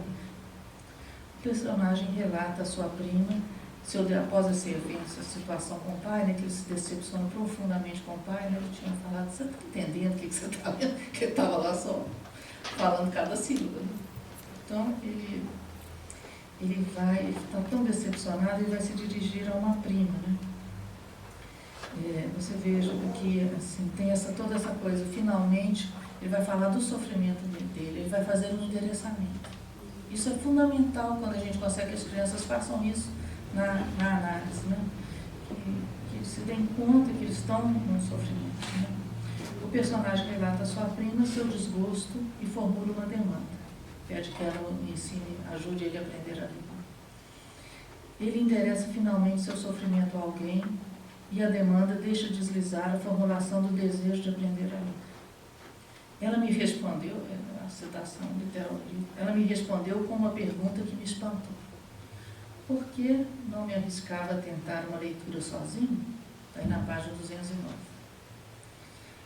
Olha, isso o abala e o leva a apresentar suas convicções. Isso é, apresentar a sua posição de impotência. Ela não entende, não consigo. E ela combate isso, não tem nada disso. Ela simplesmente corta ele nessa coisa da impotência. Então ele toma coragem e vai esconder-se no quintal com os personagens da história que começaram a reler. Relia, aí citação, relia as folhas já percorridas com o pai, né? E as partes que se esclareciam derramavam escassa luz sobre os pontos obscuros. Isso que é ler, né? O S2 esclarece o S1. Você usa um significante como chave para entender o outro. Essa é a operação de leitura, a única de aula. Então, a pergunta da prima tem um valor de interpretação, do que a gente reconhece na psicanálise como interpretação. Por que você não lê para você mesmo? E por que você não, ao invés de ser simplesmente entrega a exigência do outro?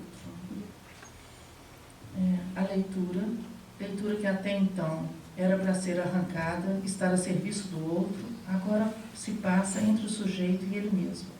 Silenciosa, sem a voz para o outro, isso dá nova chance ao sujeito. Na leitura silenciosa, para si, algo do íntimo se preserva, escapa à exigência voraz do outro. Assim como na interdição do sexual, onde o íntimo ganha valor frente à demanda de reconhecimento e de recobrimento da falta, feita ao olhar do outro. Trata-se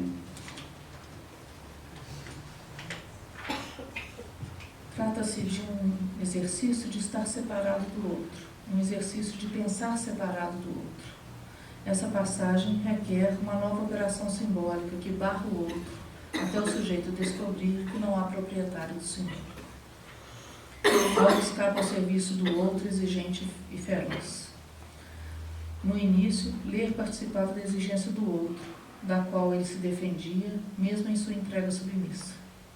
Por que você não experimenta fazer isso para você mesmo e não para o outro?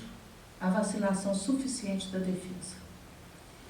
A prevalência do oral se modifica. Cai a voz e resta voracidade nas leituras dos livros cedidos pelo dono da vasta biblioteca. Apresentar uma demanda, ele tem inclusive dificuldade assim. Ele pensa como é que ele vai falar, que ele vai pedir para o cara para ele poder ler os livros, ele pedir emprestado os livros. Ele fala, depois ele fala assim, foi mais fácil do que eu pensava.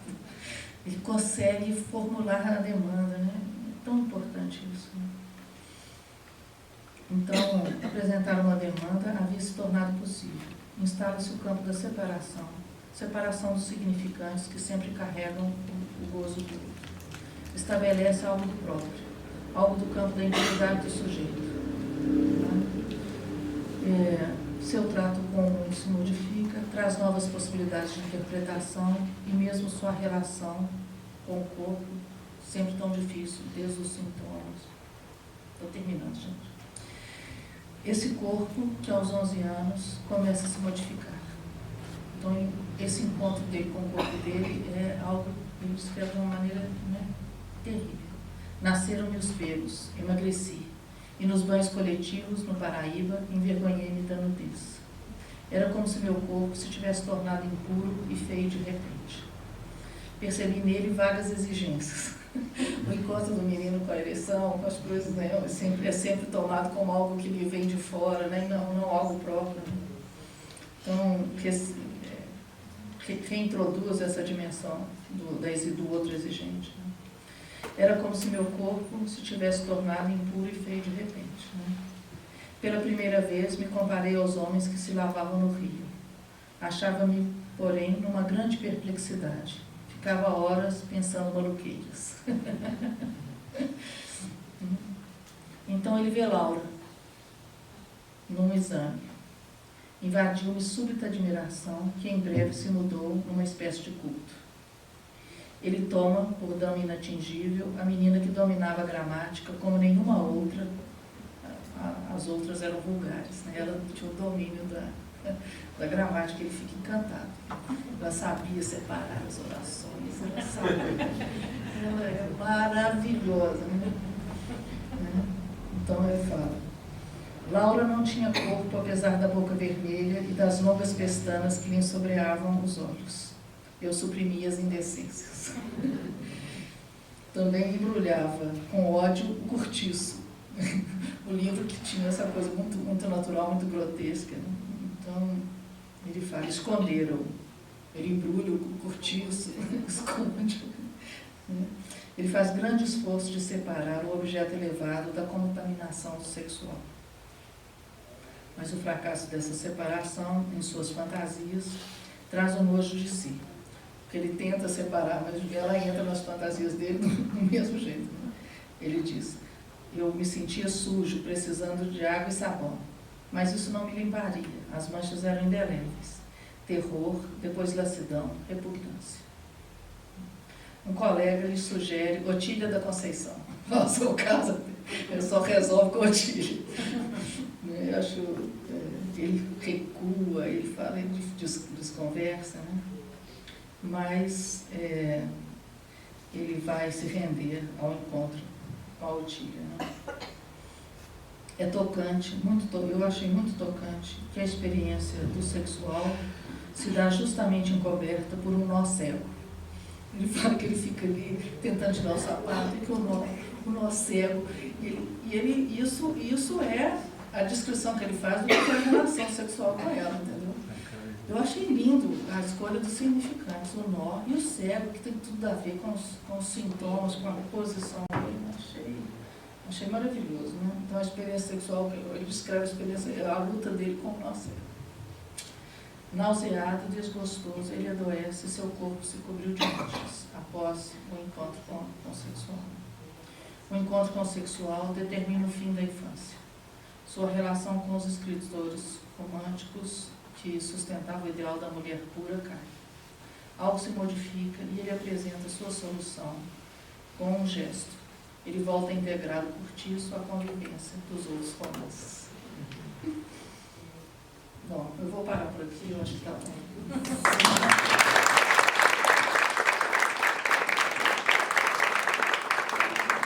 Gente, a Cristina e a Cláudia empolgaram, né, com o Graciliano Ramos e trouxeram outro livro. Mas vou continuar, que está linda a discussão. E eu acho que a gente está aí, eu estou aqui, lógico que a gente lembra das infâncias, ainda mais eu que nasci na rua Barão de Macaúbas.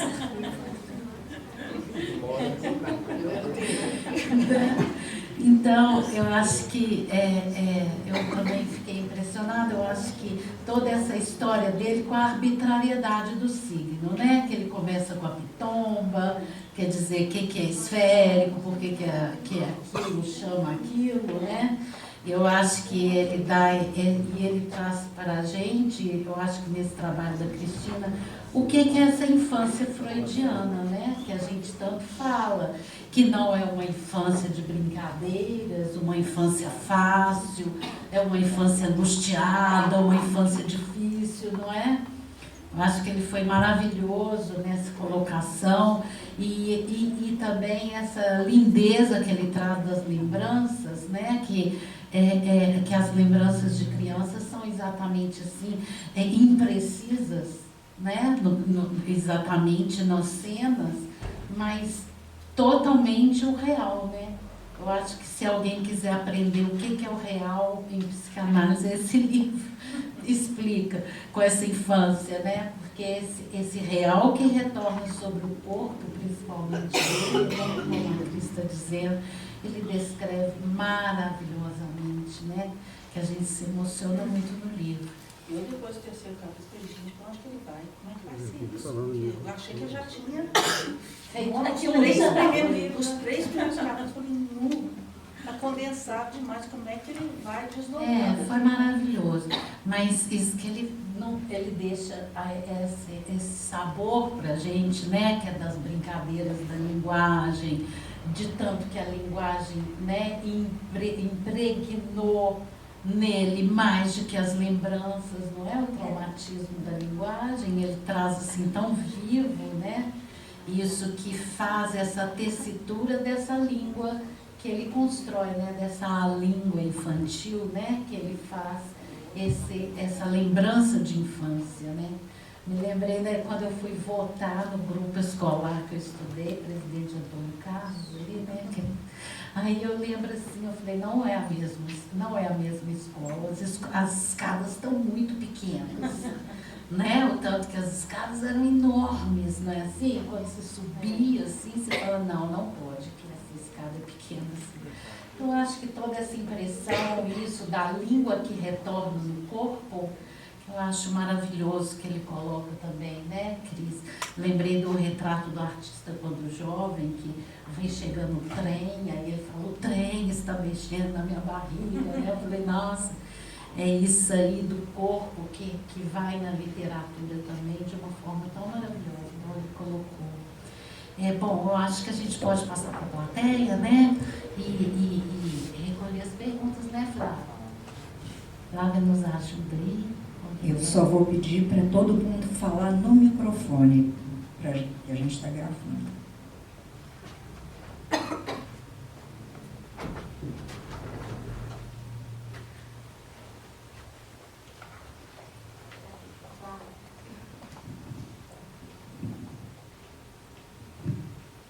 Também queria agradecer a Cláudia e a Cristina, né? Foi um deleite estar aqui ouvindo vocês. E enquanto o pessoal está aí pensando nas questões, eu vou trazer uma, assim. Mas para Cristina, mas claro que Cláudia pode entrar nessa discussão se quiser. Você falou então, Cristina, que da importância, né, dessa posição da criança ali objetalizada, e você localiza a questão do medo, né, do personagem do livro, né, a importância dele poder tomar a palavra. Mas eu queria então que você pudesse falar para a gente um pouco da diferença desse tomar a palavra por uma via psicologizante, que você fala que não é uma explicação psicológica, que ele não vai nessa via, né? E um tomar a palavra um pouco como o Graciliano toma e o personagem dele também, né? Que me parece que mantém, não é pela via do sentido, né, de ficar também ali produzindo muito um romance familiar, essa crueza dele, né, na própria linguagem, que mantém uma desconfiança da linguagem o tempo todo, né? Isso não cede. E, portanto, eu estou marcando essa desconfiança como uma certa separação dessa via psicológica. O que vocês acham? Eu usei esse termo desconfiança porque foi o termo que me veio, sabe como é? Que ele não toma ele tem uma suspeita, assim, desde logo a criança, o personagem dele apresenta essa suspeita da língua, entendeu? Ele não engole muito facilmente o jeito que o passarinho fala, né? Que a Cláudia trouxe tão bem, o jeito que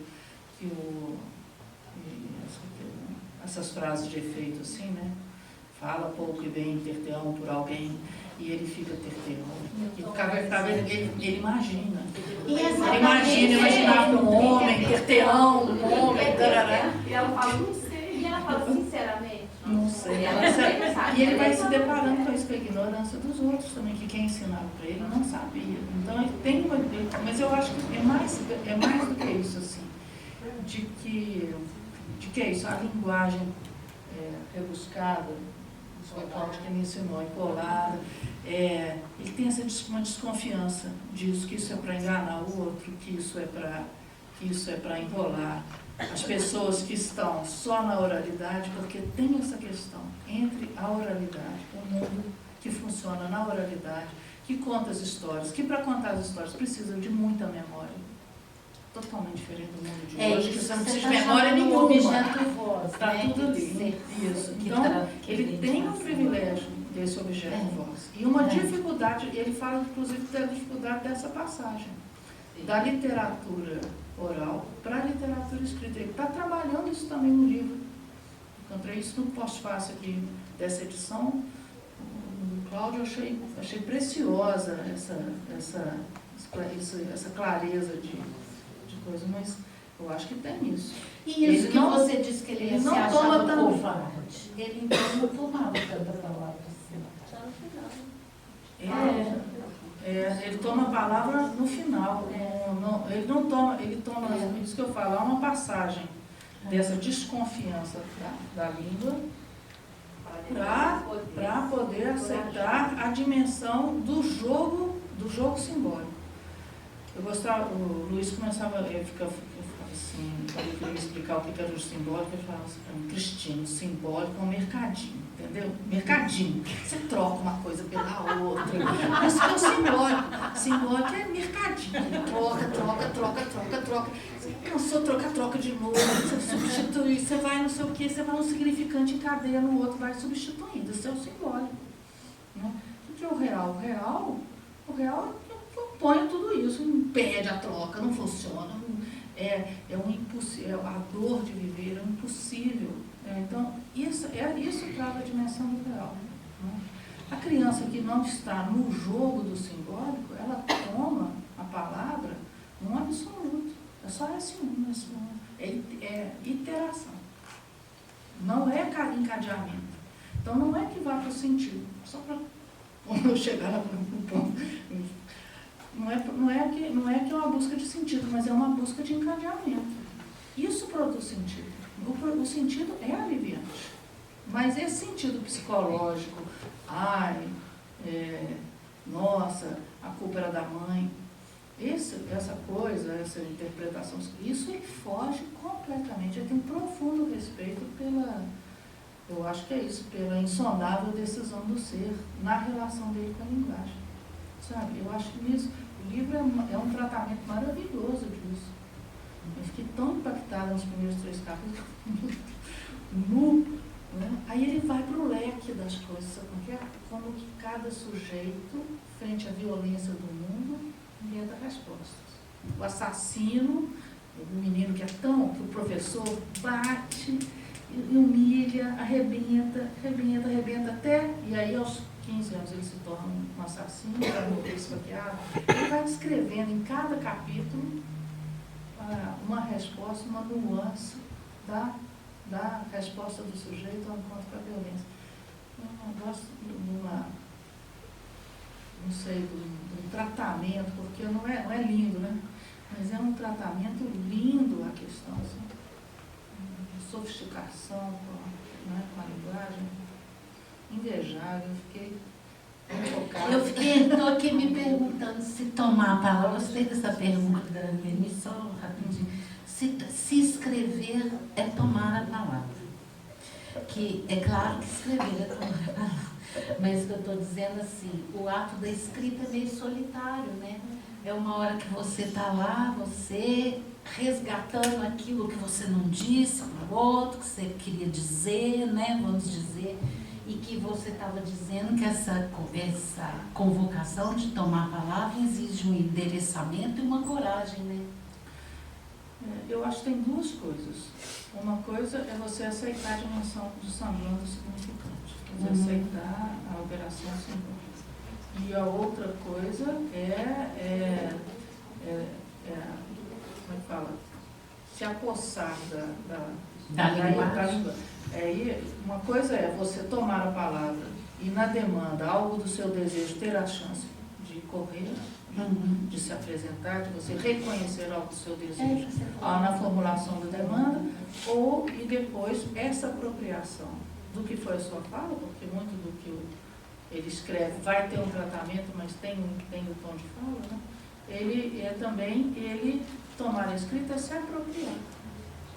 Eu acho que tem uma diferença nessa fala que é a demanda e nessa apropriação que é finalmente a escrita. Né? Isso. Que não aparece, né, nesse livro. Nesse livro tem desculpa. Não, na verdade, eu acho que essa pergunta é para a Cristina mesmo. Eu sou, assim, um pouco um peixe fora d'água, porque eu não sou da psicanálise, né? Eu sou da literatura brasileira. E aí é onde que nós ficamos procurando. Mas eu queria fazer questão para Cláudia e também uma para Cristina, dentro dessa nossa conversa sobre a linguagem, um pouco isso, né? Que você fala que o Graciliano é um escritor do tempo dele, dos anos 30, ele se torna quase toda essa vertente política e tudo, e essa resposta que ele dá ao lugar do oprimido como numa posição política, né? E essa crítica que ele faz em nome a essa linguagem do poder, né? Do floreio, dessa linguagem que a Cristina está até falando assim, está dizendo, né? Ele acusa um pouco que até esse outro que fala assim, ele não sabe falar, né? Mas, porém, o Graciliano, ele é altamente exigente. Eu li uma entrevista com ele, assim, que aparece, ele lia dicionário, ele estudava dicionário. Então, ele trabalhava a palavra, e a gente vê nesse livro tanto de palavra estranha que tem nesse livro, para nossa, do português. É riquíssimo. Estranho que eu falo assim, sofisticado. E ele, então, quer dizer, se isso também não fica como um sintoma dele. Ele também é esse outro exigente. Ele se torna esse outro exigente do qual ele foi objeto, né, da humilhação.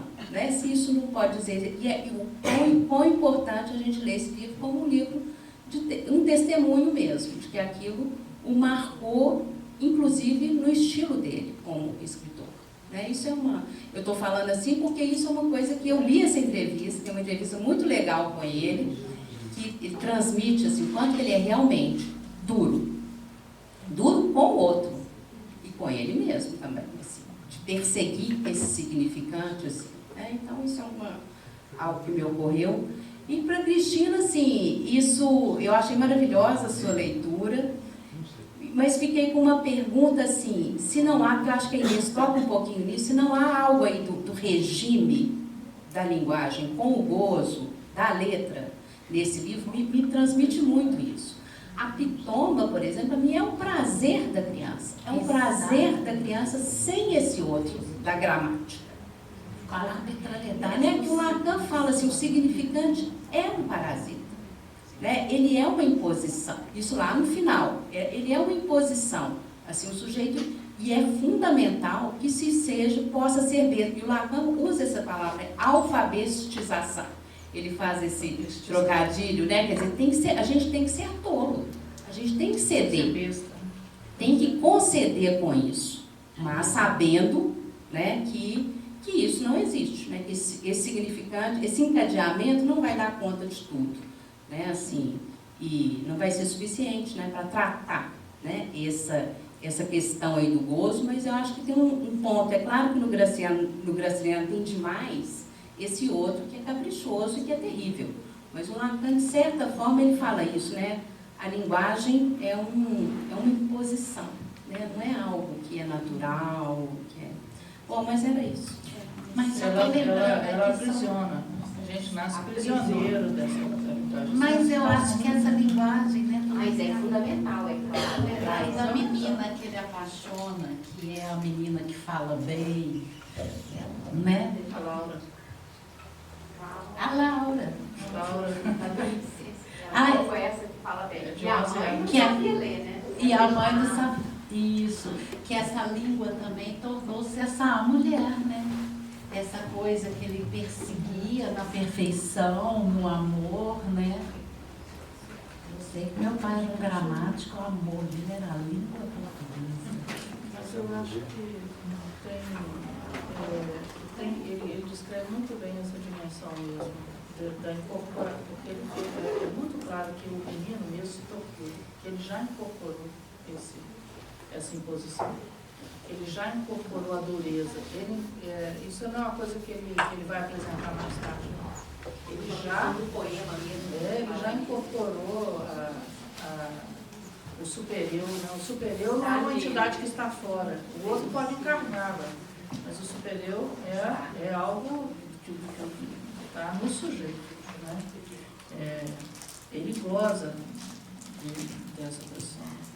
O que a gente vê no sujeito neurótico é que ele visita as duas posições, a posição do objeto e a posição do superior. Né? Como diz o Lacan, ele visita ele visita as duas posições sem verdadeira saída dialética. Né? Então ele fica sempre oscilando nisso. Né? Eu acho que o aprendizado da leitura fala de uma nova operação. Então ele está nessa operação de iteração, de justaposição. Isso não deixa de coisa, ele vai justapor os livros no final. Não é? Não deixa de existir, isso não é substituído, isso se mantém, né? Mas há uma nova operação da linguagem. Eu acho que isso é surpreendente no livro, porque eu falei, gente, mas tem um registro aqui da importância disso. Que hora que isso está aí? Nós estamos procurando. Que hora que isso se dá? Né? Eu achei muito bom ter encontrado o valor de interpretação que ele registra. É tão pequenininho, tão delicado o que ele registra, essa pequena interpretação da prima. Mas como que abre? Que é isso que é a interpretação de psicanálise também. Não é? É isso que às vezes se precipita. A gente está falando aí do tempo. Não é?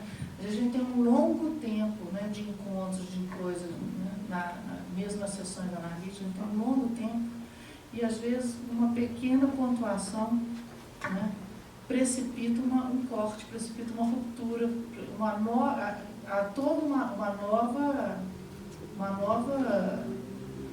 novo valor da relação com a língua.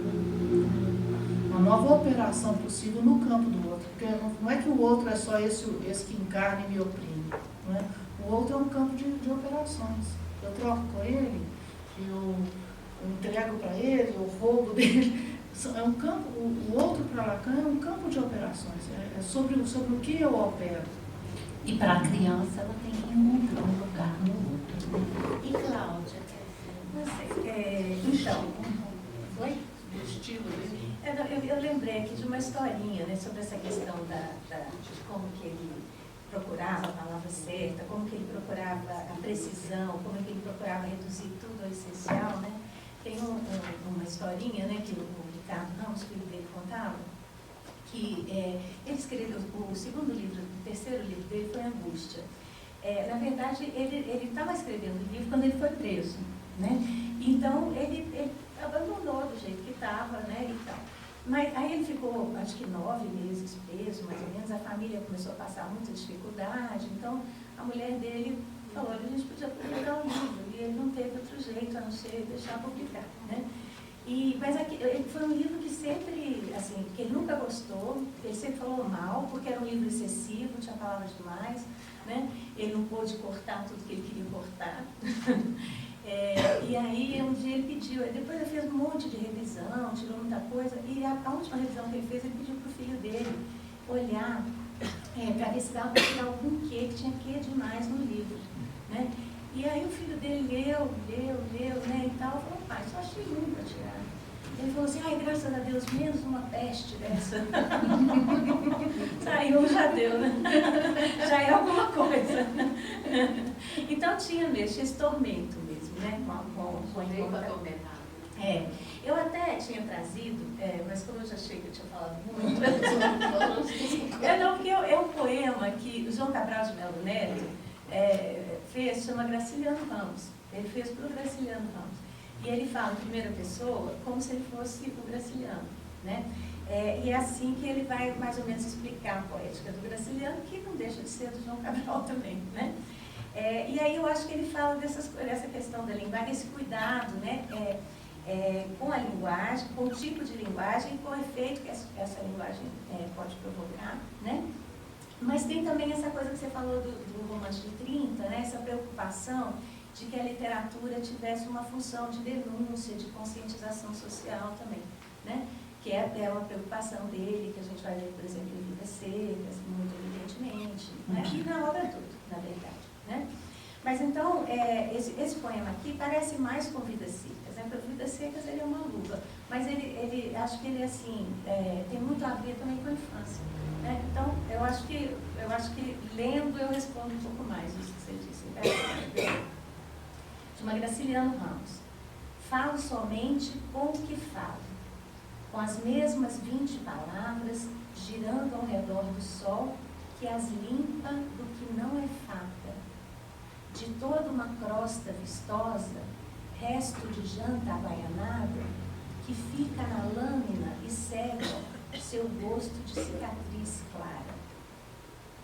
Falo somente do que falo, do seco e de suas paisagens, nordestes debaixo de um sol, ali do mais alto vinagre, que reduz tudo ao espinhaço, cresta o simplesmente folhagem, folha prolixa, folha arada, onde possa esconder-se a fraude. Falo somente com o que falo. Falo somente para quem falo, para quem existe nesses climas condicionados pelo sol, pelo gavião e outras rapinas, e onde estão os solos inertes de tantas condições caatinga, em que só cabe cultivar o que é sinônimo de língua. Falo somente para quem falo, quem padece sono de morto e precisa de um despertador acre, como o sol sobre o olho, que é quando o sol é estridente, a contrapelo, imperioso, e bate nas pálpebras como se bate numa porta a socos.